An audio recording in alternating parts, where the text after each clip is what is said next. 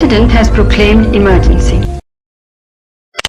तब कहीं जाके भारतीय सरकार ने खुद का कोला लॉन्च किया था जिसका नाम बेहद इंटरेस्टिंग था। उसका नाम रखा गया था कोका कोला। दुनिया की मोस्ट पॉपुलर सॉफ्ट ड्रिंक्स में से एक है, लेकिन क्या आपको पता है कि इंडियन गवर्नमेंट ने एक बार खुद का भी कोला निकाला था?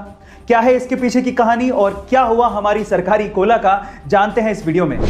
अब इस सरकारी कोला के इतिहास को समझने के लिए मैं आपको इतिहास के पन्नों में थोड़ा सा पीछे लेके चलता हूं। ये बात है 1975 की, जब इंदिरा गांधी इंडिया की प्राइम मिनिस्टर थी।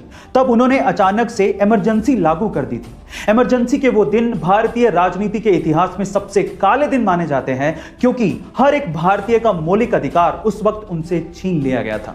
जब 21 महीने बाद यानी कि 1977 में यानी 1977 में इमरजेंसी को जब हटाया गया था और उसके बाद जब चुनाव करवाए गए थे, तो इंदिरा गांधी और कांग्रेस बुरी तरीके से हार गई थी और भारतीय राजनीति के इतिहास में पहली बार नॉन कांग्रेसी सरकार मोरारजी देसाई के नेतृत्व में बनने जा रही थी। अब सरकार नहीं थी तो नियम भी नए आने ही थे। कुछ नए नियमों में एक नियम यह भी था कि अगर कोई मल्टीनेशनल कंपनी इंडिया में अपना बिजनेस चलाना चाहती है तो उसे इंडियन पार्टनर्स चुनने होंगे और उनको 60% हिस्सेदारी देनी होगी।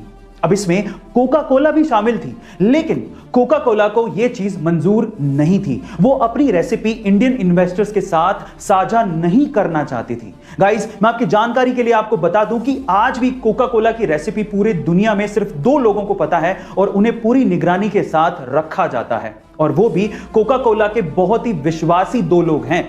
लेकिन तब कोका कोला को यह मंजूर नहीं था और इसीलिए उन्होंने इंडिया में अपने ऑपरेशंस को बंद कर दिया था। अब इस कहानी में आया असली ट्विस्ट। जब कोका कोला कंपनी ने भारतीय मार्केट को छोड़ दिया था, तब भारत की सरकार ने सोचा कि क्यों ना इतने बड़े मार्केट को हम खुद कैप्चर करें और क्यों ना अपना एक कोला लॉन्च करें। तब कहीं जाके भारतीय सरकार ने खुद का कोला लॉन्च किया था जिसका नाम बेहद इंटरेस्टिंग था।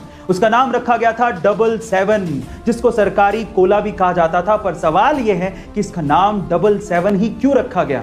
देखिए, इसके पीछे भी एक भारी गहरी मंशा थी। वो क्या थी, मैं आपको बताता हूं। एक्चुअली 1977 यानी कि 1977 को इमरजेंसी का साल कहा जाता है। ये वो साल था जब 21 महीने बाद भारत की जनता को इमरजेंसी से आजादी मिली थी। ये वो साल था जब पहली बार भारत के इतिहास में एक नॉन कांग्रेसी सरकार बनी थी। ये वो साल था जब कांग्रेस सत्ता से बाहर हो गई थी।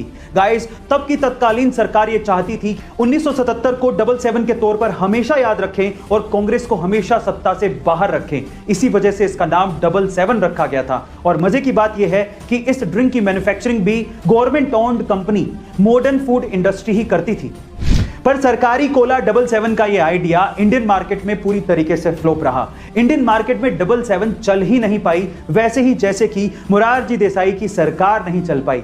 1979 में उनकी सरकार गिर गई और मोरारजी देसाई ने इस्तीफा दे दिया। 1980 के चुनाव जीतकर इंदिरा गांधी फिर से भारत की प्रधानमंत्री बन गई और उसके बाद आते ही उन्होंने सबसे पहले 77 कोला की मैन्युफैक्चरिंग को पूरी तरीके से बंद किया, क्योंकि उन्हें वो 1977 की हार की याद दिलाता था। Now moral of the story, 1977 की वो इमरजेंसी एक काला अध्याय था और जनता ने इसके लिए कांग्रेस को सबक भी सिखाया था। लेकिन उसी त्रासदी को अपनी ढाल बना के किसी कोल्ड ड्रिंक का नाम रख देना, यह भी शायद जनता को पसंद नहीं आया और इसका खामियाजा कहीं ना कहीं दूसरी सरकार को भी भुगतना पड़ा था। इसीलिए कहते हैं अपनी सोच सही रखना बेहद जरूरी है, और इस पे यह कहावत बिल्कुल सटीक बैठती है। अच्छी सोच लिए परिंदा आसमान तक जाता है, सोच डुबाई अगर तो सीधा औंधे मुंह जमीन पर आता है। इसलिए अपनी सोच को ठीक रखिए और आगे बढ़ते रहिए। ये वीडियो आपको कैसा लगा बताइएगा जरूर। मिलते हैं।